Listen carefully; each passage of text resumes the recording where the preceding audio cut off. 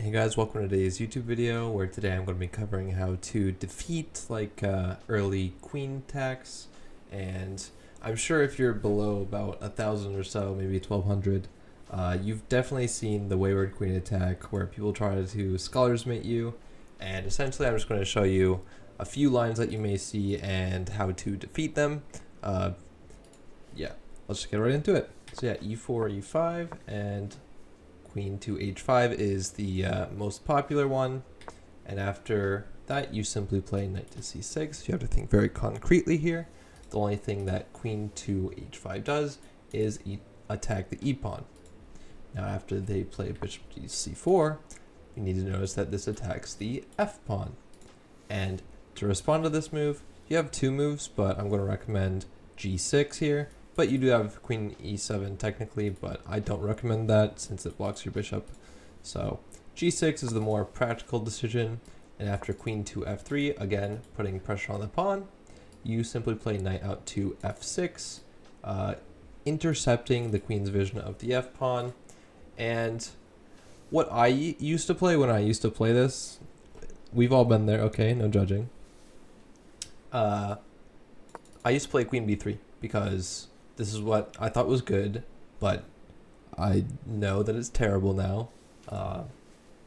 And essentially, one of the biggest resources that you have as black here is mostly going to be knight d4.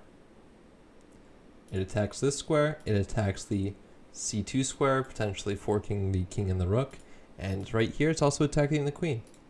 So after knight to d4, the move is bishop takes f7, and you have to go to king to e7 by force, and the only move to not lose the queen and also keep defense of the bishop is queen to c4, and here I recommend the very practical c6, and the idea is very fundamental.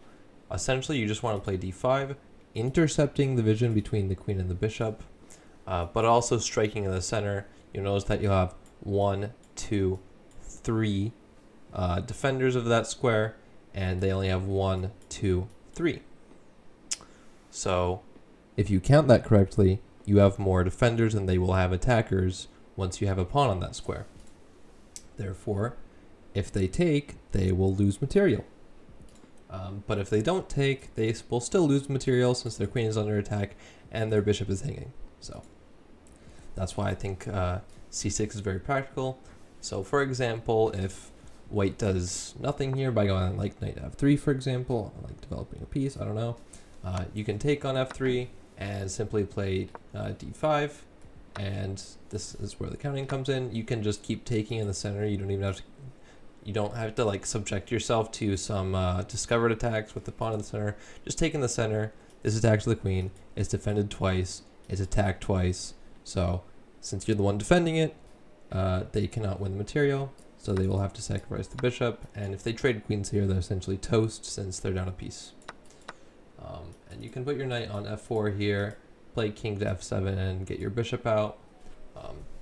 It's -6 here. I believe that you guys can handle that yourselves. But yeah, that's how to handle the aggressive queen b3 lines. They are not sound at all. Just make sure to play the knight d4 moves. That basically solves all your problems. But I give you a bit more moves just in case you don't want to spend time calculating, or you're just scared that you don't know what to do after knight d4. Now on to the next line, which I'm sure some of you have seen, is again the wayward queen attack. All the same moves at the beginning. I'm sure some of you have seen the very aggressive g4. The idea is very simple here for white. They want to play g5 and checkmate you on f7. That's like what all these players want to do. They just want to constantly be attacking the f7 square. But again, very common idea in this opening as black. Knight d4. And the queen is forced to go all the way back unless they want to play like Bota's Gambit, or they want to play a very weird move, blocking in their bishop. But this is the second move, so maybe someone will play it. But this is the much more practical move for white, defending this pawn without blocking their bishop in. And if they do something stupid like, I don't know, queen b3, you just take and win a rook and you don't have to worry about the f7 square because you will have time to play queen e7 if absolutely necessary. But I recommend not even trying to save your knight after you've taken the rook. Just play bishop g7 and castle. So after queen to d1, I'd show here, just play bishop g7, get castled, and after g5, because I don't want to lose the pawn after knight takes, and d5, if you want to calculate that on your own, just play knight to h5, and after d3 to open up the bishop, I recommend c6. Again, very practical option. You want to strike with d4, you want to open up your bishop. Maybe you can put your knight on f4 in the future. Just watch out for this bishop taking. It's not the end of the world since it opens up your own bishop, but it does double your pawn structure and it's not ideal. So yeah, in this position it's minus 3.52. So I am trusting that you guys can handle that. Geez, I look like I'm literally a piece of paper. It's the glare on my face. Thank you. Can you focus? Thank you. Oh, okay. Thanks, camera. Anyways, next I'm going to go with the line that like you can get a slight advantage with, but it's not a ginormous advantage. But I'm going to go a bit deeper into this one so you know more what to do since it's not as straightforward. So again, all the starting moves, very principled, and the correct move here for white, is knight to e2, and you'll notice that it is stopping knight to d4. Don't play knight to d4 here. You do not want to trade this knight off because it is very powerful. And here, I just recommend playing bishop g7, and essentially, this may not be the best line, but it holds an advantage, and I want you to stay principled, which is why I recommend going bishop g7 and trying to get castled ASAP. And the most natural move here for white is to pin the knight, which it's a decent move, I guess. It's not one of the top moves, I believe, but it's still a good move. It's around the same evaluation as the top lines. But essentially, you just want to stick to your principles, open up your bishop here. One thing you do need to be aware of, though, is after knight c3, this is a threat because your knight will be pinned and it will be attacked 3 times, and you have no way to defend it again. So after knight to c3, make sure to kick away the bishop, and if they play the correct move here, which is bishop to h4, you need to play g5. Break that pin at all costs. And after bishop to g3, now you can put your knight in the center. I know I just said don't play knight d4, don't trade it off as a powerful piece, but the situation has changed. So after knight takes, you take back with your e-pawn. They're forced to move their knight into the center unless they don't want to and be like passive or something. And if it goes to b4, just kick it away. Don't worry about it. You may lose this pawn, but you have discoveries, so just always be looking for tactics there. Not h5 because it hangs knight. But yeah, in this position, since you don't want to trade your knight for this knight, since that would just improve the bishop here, you want to play knight to d4. Now, this may look weird since it can be attacked with a pawn, but the main idea of this is just put your knight back onto e5, and if bishop takes, then you have solidified this pawn in the center. You've undoubled your pawns, and you just have a big center, big space advantage. You can handle that position. I trust you. Now, after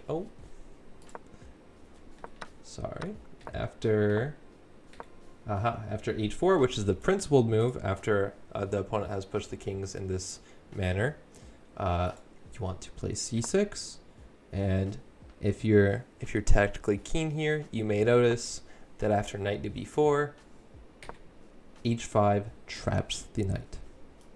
It does not have any squares to go to. The most it can get for itself is a pawn, but that is not sufficient compensation for a knight. So again, I trust you in this position. It may look a little bit scary here, but objectively, you are much better. You have many ways to continue. For example, after h takes was the best move, you just take the knight, and if they take on h6, don't worry about it. Just play bishop f6 and use this as an umbrella pawn. If you don't know what that is, there should be a definition on Wikipedia, but essentially you want to use it, coming from the name, an umbrella. Your opponent can't look through the pawn, so you just hide behind it, Don't take it though, because it's actually helping you. It may look like you've lost a pawn back, but this pawn is actually not very helpful for black to have there, unless of course you allow it to promote. Don't do that, please. Just stick to your principles. Don't hang pieces here, and try and play in the center as well. But also don't hang checkmate. So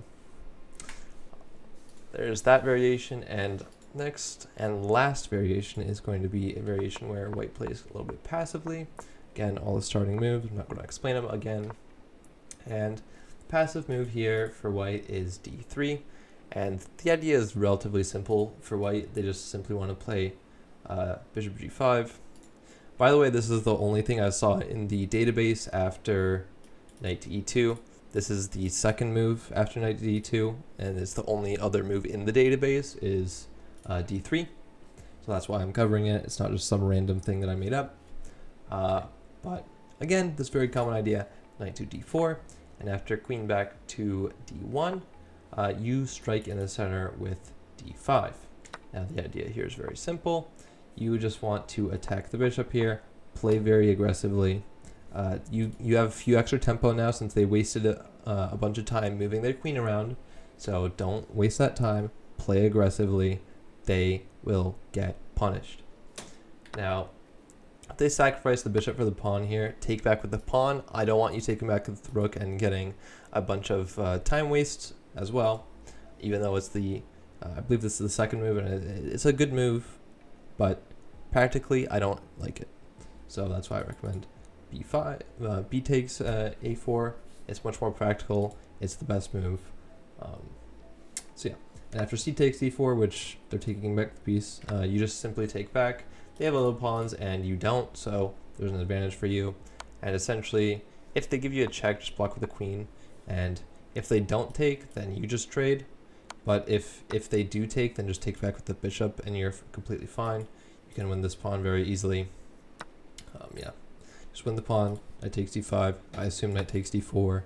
And then just play bishop g7 and you get castled. I mean, you have very open lines for your bishop pair. Yeah, also you have the bishop pair, which is good. You're about to get castled, so they don't have any attacks with like the rook here. Just please get castled. Focus on castling first before doing anything else. You have bishop b7 here, or even bishop to a6, attacking the pawn. You can maybe throw in a3 if you want to undermine the structure after this knight develops. But yeah, I hope that I gave you enough theory to be able to handle these early queen attacks. They are not sound at all. They can be very easily and fundamentally beaten. So good luck against these openings. I believe in you. You can do it. Just stick to the principles if you can't remember what I told you to do. And yeah, good luck in your games. Don't forget to like the video and subscribe. And as always, I'll see you in tomorrow's video.